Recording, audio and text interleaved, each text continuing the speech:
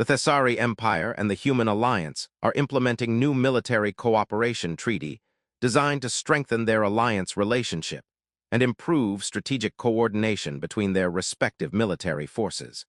The treaty includes provisions about intelligence sharing, joint training exercises, coordinated response protocols for security threats, and various technical cooperation measures that build on the existing alliance framework. One specific provision requires exchange of senior military advisors between Thessari Imperial Military Command and Human Military Command structures. The exchange is meant to provide each military with direct perspective on how the other approaches strategic planning, operational execution, and command decision-making. The treaty specifies that one senior Thessari officer will be assigned to Human Military Command for 2-year advisory term, and reciprocally, one senior human officer will be assigned to Thessari Imperial Command for equivalent period. These aren't ceremonial positions. The exchange officers are expected to actually participate in strategic planning sessions, provide perspective on how their home military would approach various operational challenges, serve as genuine advisors rather than just diplomatic observers. Princess Serafina serves as liaison between Thessari military leadership and diplomatic corps. Her role is ensuring that military cooperation treaty provisions are implemented effectively while maintaining appropriate protocols, and while managing any complications that arise from integrating foreign officers into sensitive command structures. She's present at the formal introduction ceremony, where the exchange officers will be officially recognized and assigned to their new positions. The ceremony takes place in the Thessari Imperial War Chamber, historic room where strategic military planning occurs, surrounded by displays showing current operational deployments and by artifacts from Thessari military history. Assembled for the ceremony are senior Thessari military commanders, diplomatic officials responsible for alliance relationships, and various court personnel whose roles involve military affairs or foreign relations. The Thessari officer selected for assignment to Human Command is Commander Vethros, distinguished career spanning 30 years, extensive strategic planning experience, multiple successful operational commands, exactly the kind of impressive credentials that such important assignment demands. The human officer selected for assignment to Thessari Command is Colonel Marcus Webb. When Marcus arrives at the war chamber for the formal introduction, Princess Serafina's first impression is distinctly underwhelming. Marcus is wearing standard human military uniform, not dress uniform designed for ceremonial occasions, but working uniform that shows years of field use. His boots are plain and worn rather than polished to the mirror shine that Thessari military culture expects for formal occasions. His posture is relaxed, standing at ease rather than at rigid attention, hands clasped loosely behind his back, bearing that suggests comfort rather than the martial discipline that formal military settings demand. He's middle-aged by human standards, perhaps late 40s, with graying hair and weathered features suggesting extensive field experience. But nothing about his appearance communicates the kind of distinguished career or command authority that Serafina expected for someone selected for such prestigious assignment. To Serafina, he appears to be just another foreign attachment to treaty obligations. Mid-level officer sent to satisfy diplomatic requirements without actually bringing the strategic expertise that the advisory position is supposed to provide. She's disappointed but not surprised. Alliance military cooperation always involves some degree of political theater, both sides assigning officers who satisfy treaty language without necessarily providing genuine strategic value. During the introduction ceremony, Ambassador David Chen provides Marcus's basic background. 15 years of military service in human infantry forces, various operational deployments, currently holding rank of colonel in Human Ground Forces command structure. The background is respectable but unremarkable. 15 years of service is solid career, but not particularly distinguished. Infantry background suggests tactical experience, but not necessarily the strategic-level training that advising Imperial Command requires. Colonel is senior rank, but not the flag officer level that would indicate command of major formations or strategic planning authority. Serafina makes decision to address her concerns directly. Better to clarify expectations now than to discover months into the assignment that human military sent inadequately qualified officer. Colonel Webb, She addresses him in front of the assembled Thessari military leadership, her tone polite, but carrying the kind of pointed inquiry that everyone present recognizes as diplomatic way of questioning someone's credentials.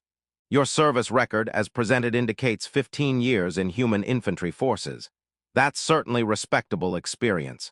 But this assignment requires advising Thessari Imperial Command on strategic military operations across multiple theaters, coordinating with our senior leadership on complex operational planning, providing perspective on how human military approaches challenges at strategic rather than just tactical level.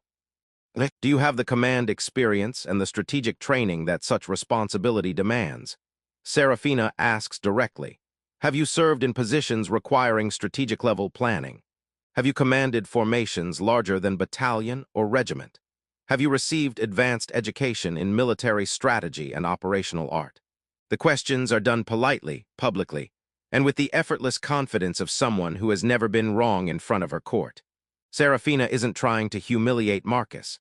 She's genuinely questioning whether human military leadership made appropriate selection, or whether they sent mid-level officer who lacks the credentials this important assignment requires. Marcus doesn't correct her, doesn't defend his qualifications or cite his actual experience beyond what Ambassador Chen already provided, doesn't show offense at having his credentials questioned publicly. He simply responds with calm professionalism that borders on deference. Princess Serafina, I understand your concern. My official service record as provided for this assignment shows 15 years of experience primarily in infantry operations. I recognize that might not appear to meet the credentials you were expecting for strategic advisory role. I'll do my best to provide useful perspective to Thessari Command based on my experience, Marcus continues. If my contributions prove inadequate for the position's requirements, I'm sure the treaty provisions include mechanisms for addressing that concern. But I'd prefer to demonstrate my value through my actual work, rather than through defending my credentials verbally. The response is almost deferential, acknowledging Serafina's implicit criticism without challenging it, accepting that his value will be proven through performance rather than through arguing about his qualifications. To Serafina, the response confirms her assessment. A truly distinguished officer with genuine strategic credentials would defend their qualifications confidently. Marcus's willingness to accept her questioning without pushing back suggests he knows his credentials are inadequate, but is hoping to muddle through anyway. She doesn't press further. The treaty requires the exchange, so Marcus will serve his assignment regardless of her concerns. But she makes mental note that human military likely didn't prioritize this posting highly. They sent competent but unexceptional officer to satisfy diplomatic obligations without investing their truly distinguished strategic minds. The ceremony continues. Marcus is formally assigned to his advisory position. He's provided with appropriate security clearances and access to Thessari strategic planning systems. He's scheduled to begin attending command briefings and strategic planning sessions. Thessari military officers who witnessed Serafina's questioning share her assessment. The human officer seems unimpressive compared to the distinguished Thessari commanders he'll be advising. His plain appearance and relaxed bearing suggest he doesn't fully grasp the significance of the assignment or the level of professionalism that Thessari military culture expects. Several officers privately question why human military leadership sent someone who appears so inadequately prepared for such important position. The general consensus is that humans don't value the advisory exchange as highly as Thessari do. They sent mid-level officer who was available rather than someone whose credentials actually match the assignment's requirements. Marcus, for his part, shows no reaction to the dismissive assessment. He accepts his assignment professionally, asks practical questions about reporting structures and access protocols, and begins his work without apparent concern about how Thessari leadership perceives him. He stands the same way he did during the introduction ceremony, calm, relaxed, unapologetic about his plain appearance and his informal bearing. Several days after the introduction ceremony, Commander Vethros is conducting routine integration work related to the Military Advisor Exchange Program.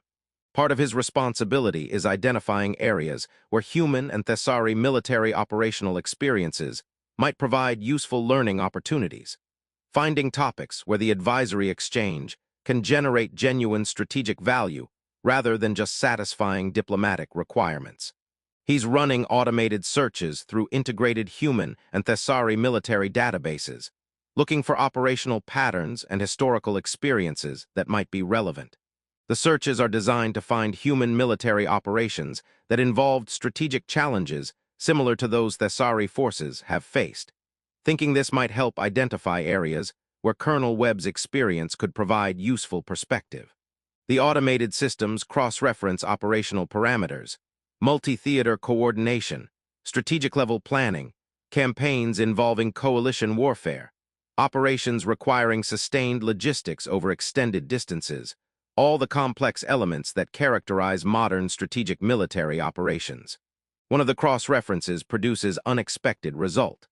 The search algorithm flags several historical human military campaigns that match the strategic complexity parameters Vethros specified. But the campaigns are classified above the standard access level, marked as restricted historical records requiring specific security clearance. Vethros's security clearance, as senior Thessari commander, is sufficient to access the restricted records. He requests the detailed files, expecting to find interesting historical examples that might inform current strategic planning discussions. What he finds makes him pause. The first flagged record is the Carios campaign, human military operation conducted 28 years ago against the Carios sovereignty, regional power that was competing with early human expansion into a disputed sector. Vethros is familiar with the Carios campaign. It's studied in Thessari military academies as example of perfect strategic envelopment, how to systematically isolate an opponent's forces, cut their supply lines, eliminate their strategic options until surrender becomes inevitable regardless of their tactical capabilities. The campaign is taught as textbook example of operational art, achieving strategic objectives through superior planning and coordination rather than through simple, overwhelming force. Vethros has studied the Carios campaign himself during his advanced military education. He knows the broad outlines. Human forces achieved complete strategic victory within 6 months despite facing opponent with numerical advantages, territorial control, and defensive positions that should have made conquest extremely costly. What he's never seen before are the detailed operational planning records. Those have remained restricted. Human military doesn't typically share internal planning documents even with allies, especially for historical operations that reveal their strategic doctrine and planning methodologies. But the cross-reference search pulled these restricted records because they match the parameters Vethros specified. And his security clearance under the Military Cooperation Treaty gives him access to historical records that wouldn't normally be shared. Vethros opens the planning documents with professional curiosity, wanting to understand how human planners achieved such decisive results. The campaign planning shows extraordinary sophistication, multi-phase operational design that accounted for opponents' likely responses at each stage, logistics planning that ensured human forces could sustain operations while systematically denying supplies to opponent, intelligence operations that mapped opponents' command structure and identified key nodes whose elimination would paralyze their coordination. Every element of the campaign was designed to create inevitability, to make human victory certain before the fighting even reached decisive phase, to eliminate opponents' strategic options until surrender became their only rational choice. Vethros reads with growing professional respect. This is military planning at the highest level, the kind of strategic thinking that his own advanced education taught him to recognize and appreciate. Then he notices the attribution on the planning documents. Primary Operational Planner, Major Marcus Webb, Human Infantry Command. Vethros stares at the name. Marcus Webb. The same name as the human colonel who Princess Seraphina dismissed as inadequately credentialed for strategic advisory role. But this can't be the same person. The Carios campaign was 28 years ago. Major Webb would have been junior officer then, mid-20s perhaps. Colonel Webb is now in his late 40s, which would make the timeline match. Vethros pulls up additional records. The next flagged campaign is the Verath operation. Systematic dismantling of the Verath Confederation's military capabilities across 4 planetary systems simultaneously, executed 15 years ago. Verath operation is also studied in Thessari academies. Example of distributed operations requiring extraordinary coordination. how to conduct simultaneous campaigns across multiple theaters while maintaining unified strategic purpose. Vethros opens the planning records.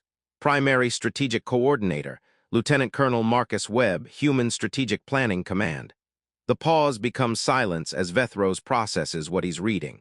He runs additional searches, specifically looking for operations with Marcus Webb's name attached. The results are extensive. Campaign after campaign, theater after theater. Operations spanning Marcus's entire military career from lieutenant to colonel. Not all of them are the major strategic victories studied in academies. Many are smaller operations, battalion-level actions, regional security operations, peacekeeping deployments. The normal accumulation of experience that any career military officer builds over 15 years. But interspersed among the routine operations are the campaigns that changed maps. The Cario's campaign that crushed a regional power so thoroughly they ceased to exist as independent entity. The Verath operation that dismantled a multi-system, Confederation's military capabilities so completely that they surrendered across all theaters simultaneously within 3 months.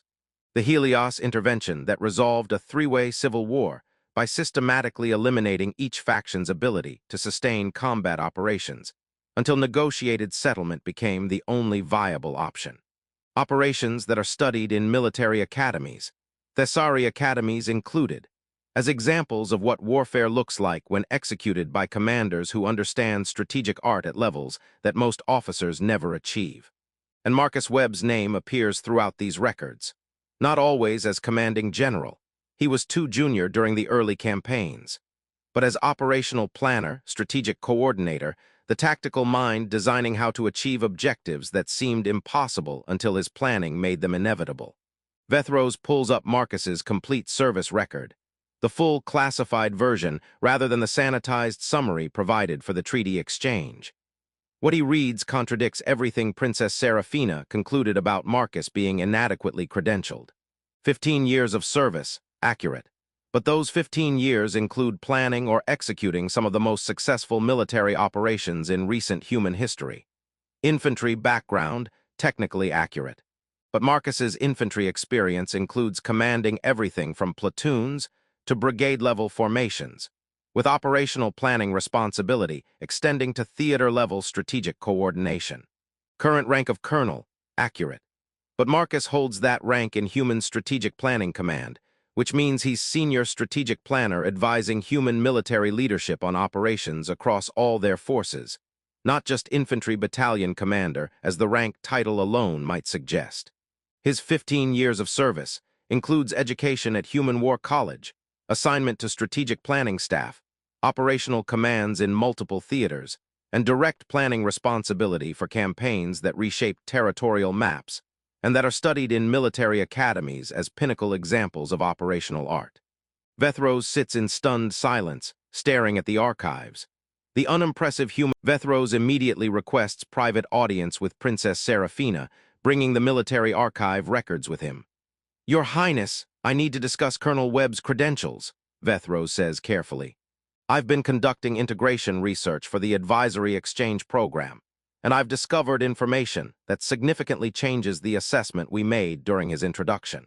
"What information?" Serafina asks, still operating under her assumption that Marcus is mid-level officer inadequately prepared for strategic advisory role. Vethros activates holographic display showing the military archive records. "The Cario's campaign. You're familiar with it from your military education." "Of course," Serafina confirms. "Perfect example of strategic envelopment. We study it in Thessari academies as demonstration of how superior planning achieves decisive results." "What does that have to do with Colonel Webb?" "He planned it," Vethros says simply. 28 years ago, as Major Webb, he was the primary operational planner who designed the campaign that we study as textbook example of operational art. He pulls up additional records. The Verath operation, systematic dismantling of multi-system confederation that we study as example of distributed operations coordination. Lieutenant Colonel Webb served as strategic coordinator. The Helios intervention that resolved three-way civil war through systematic elimination of all factions' combat capabilities, until negotiation became inevitable. Colonel Webb designed the operational framework. Serafina stares at the records with growing disbelief. This can't be the same Marcus Webb. These campaigns are studied in our academies. The officers who planned and executed them are considered among the finest strategic minds in recent military history. Our Marcus Webb is just what, Your Highness, Vethros interrupts gently. Just someone who wears plain boots and stands with relaxed posture. Just someone who didn't defend his credentials when you questioned them publicly. Just someone whose presentation doesn't match your expectations of what distinguished military officer should look like. Serafina processes this correction to her assumptions. Show me his complete service record, the full classified version, not the summary provided for treaty exchange. Vethros pulls up Marcus's comprehensive military file. Education at Human War College. Assignment to Strategic Planning Command. Operational commands ranging from company to brigade level. Direct planning responsibility for theater-level operations. Current position as Senior Strategic Planner, advising human military leadership across all their forces. Decorations and commendations from human government and from multiple alliance member species recognizing his operational achievements and strategic contributions. Published papers in professional military journals about operational planning and strategic coordination. Teaching appointments at human military academies, where he lectures on the same campaigns that Thessari academies study using his work as examples. He's not mid-level officer sent to satisfy treaty obligations, Vethros states. He's one of the most accomplished strategic planners in human military, assigned to this position specifically because human leadership wanted their finest strategic mind advising us. Why didn't he defend his credentials when I questioned him? Serafina asks, trying to understand. Why did he accept my dismissive assessment without correcting it? Perhaps because he doesn't need to defend his credentials, Vethros suggests. His work speaks for itself to anyone who bothers to verify it. He might have assumed we would conduct basic background research before making judgments about his qualifications. Or perhaps he simply doesn't care what we think of his presentation. He knows his value and doesn't need our validation. Serafina feels embarrassment mixing with growing respect. She dismissed Marcus publicly, questioned his relevance in front of assembled Thessari military leadership, based entirely on his appearance and bearing rather than on verified knowledge of his actual experience. And Marcus didn't correct her, didn't cite his campaigns or defend his credentials, just accepted her assessment with professional courtesy and proceeded with his assignment. I need to address this, Serafina says. I questioned his qualifications publicly. I should acknowledge my error equally publicly. That's your decision, Your Highness, Vethros responds. But consider that Colonel Webb apparently doesn't require public vindication. He's continued his work professionally despite our initial dismissal. Forcing public acknowledgement might be more about restoring your dignity than about providing him anything he actually needs. Serafina considers this. You're right, but I should speak with him privately. Acknowledge that my assessment was based on inadequate information and offer proper respect for his actual credentials. She requests private meeting with Marcus. When he arrives at her office, he maintains the same calm professional bearing he's shown since his arrival. Standing at ease, relaxed posture, plain worn boots, showing no expectation that this meeting will involve apology or acknowledgement of error. Colonel Webb, thank you for coming, Serafina begins. I need to address the questions I raised during your introduction ceremony about your credentials and experience. No need, Your Highness, Marcus responds mildly. I understood your concerns. You were expecting someone whose presentation matched the significance of the assignment. I don't fault you for questioning whether I met those expectations based on my appearance. But your appearance doesn't reflect your actual experience, Serafina says. I've since reviewed your complete service record. The campaigns you've planned and executed are studied in our military academies as examples of operational excellence. You're not inadequately credentialed. You're among the finest strategic minds in recent military history. And I dismissed you based on your boots and your posture. Marcus shows slight smile. My boots are plain because I prefer functional gear over ceremonial appearance. My posture is relaxed because I've learned that rigid military bearing doesn't actually improve strategic thinking. These are choices I make consciously, not signs of inadequate professionalism. I should have verified your credentials before questioning them publicly, Serafina admits. I made assumption based on presentation rather than on confirmed information. That was error in judgment that I apologize for. Apology accepted, though not necessary, Marcus responds. You made reasonable inference based on available information. I could have provided my complete credentials during introduction ceremony if I wanted to prevent misunderstanding. I chose not to because my work will demonstrate my value more effectively than my resume would. Why didn't you defend yourself? Serafina asks. When I questioned your qualifications in front of assembled military leadership, why did you accept the criticism without citing your actual experience? Because true experience rarely introduces itself with ceremony or performance, Marcus explains. Officers who need to announce their credentials constantly usually do so because their actual work doesn't speak for itself. I prefer to let my contributions demonstrate my value, rather than spending energy defending my presentation. Also, he adds with dry humor, being underestimated has tactical advantages. People reveal more in planning discussions when they think I'm just adequate mid-level officer, rather than when they're performing for someone they consider distinguished strategist. I learn more about Thessari strategic thinking when your commanders explain things, simply rather than when they try to impress me with sophisticated analysis. Serafina realizes he's been using her dismissive assessment strategically, allowing Thessari officers to treat him as less knowledgeable than he is, so they explain their thinking more completely. That's remarkably calculating, she observes. That's strategic thinking, Marcus corrects gently. Understanding how to use people's assumptions to gain information advantage. It's the same principle that underlies most of the campaigns you study in your academies, making opponents underestimate you until the moment you demonstrate capabilities they didn't know you possessed. Over the following weeks, Marcus's contributions to Thessari strategic planning sessions demonstrate exactly the expertise his record suggested. When Thessari commanders present operational plans, Marcus asks questions that expose assumptions they hadn't examined. When they encounter planning challenges, he offers perspectives from human military operations that provide solutions they hadn't considered.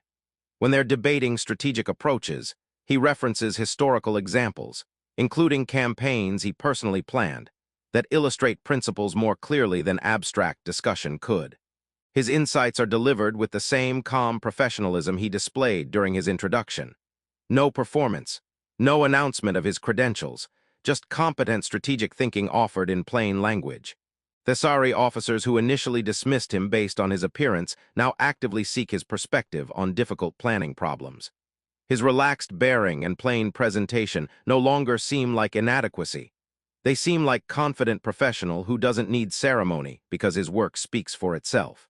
During one strategic planning session about complex multi-theater operation, Senior Thessari commander references the Carios campaign as example of how to approach the current challenge.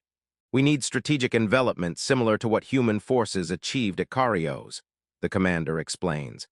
Systematic isolation of opponents' forces, elimination of their supply lines, reduction of their strategic options until surrender becomes inevitable.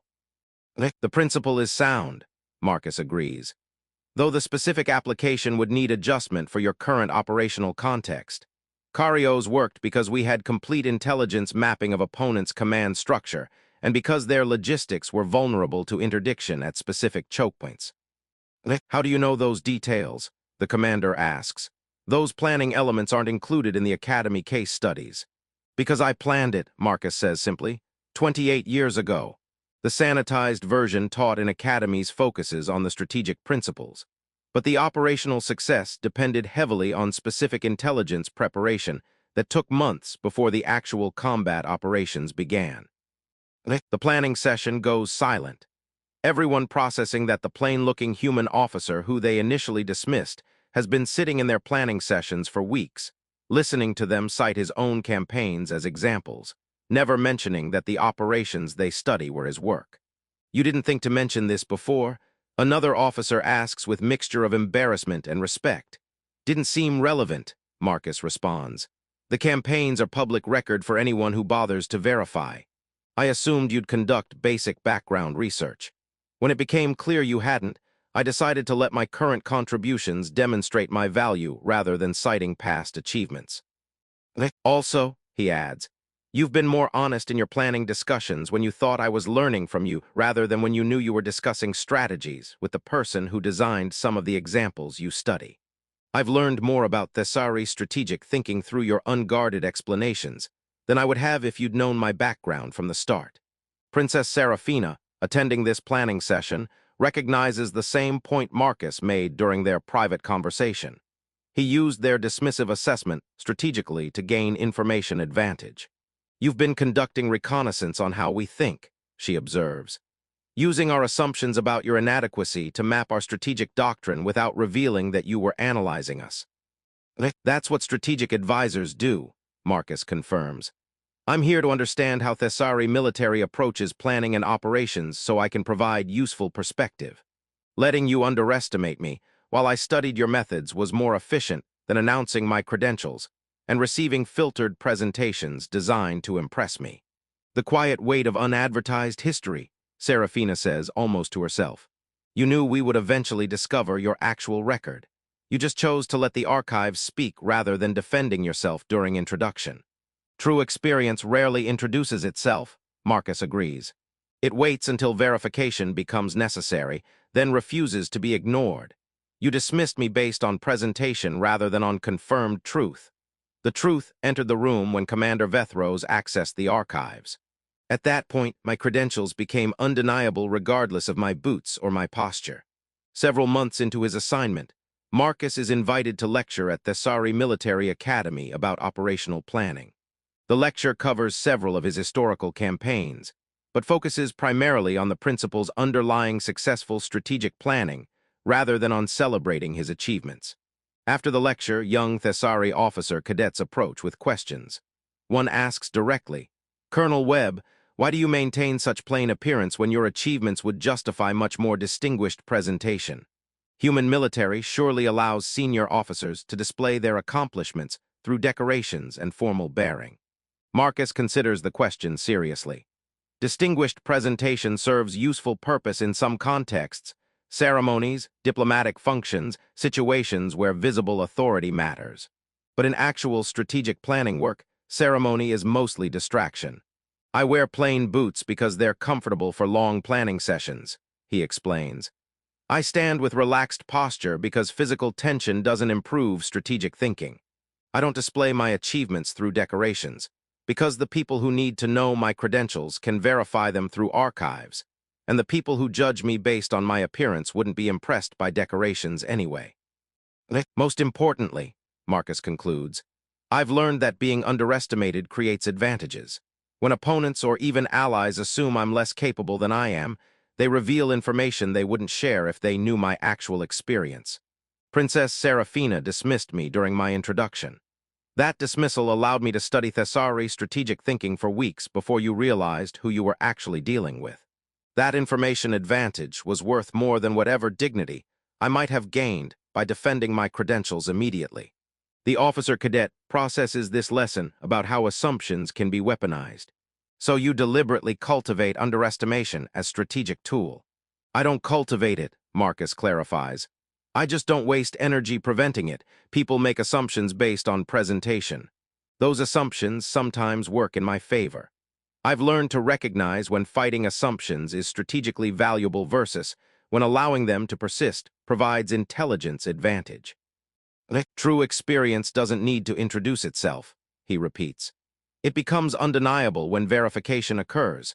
I can wait for that verification rather than performing my credentials constantly. The archives expose the realms I crushed in war more effectively than any ceremonial presentation ever could. And they did so at exactly the moment when Thessari leadership needed to understand who they were actually working with. That timing, letting truth emerge when it matters most rather than announcing it constantly. That's strategic thinking applied to personal presentation, Marcus concludes. Same principles that win campaigns can be applied to how you manage your professional reputation. Sometimes the most effective approach is patience rather than performance. To her, he was just another foreign attachment. Boots too plain for ceremony, posture too relaxed.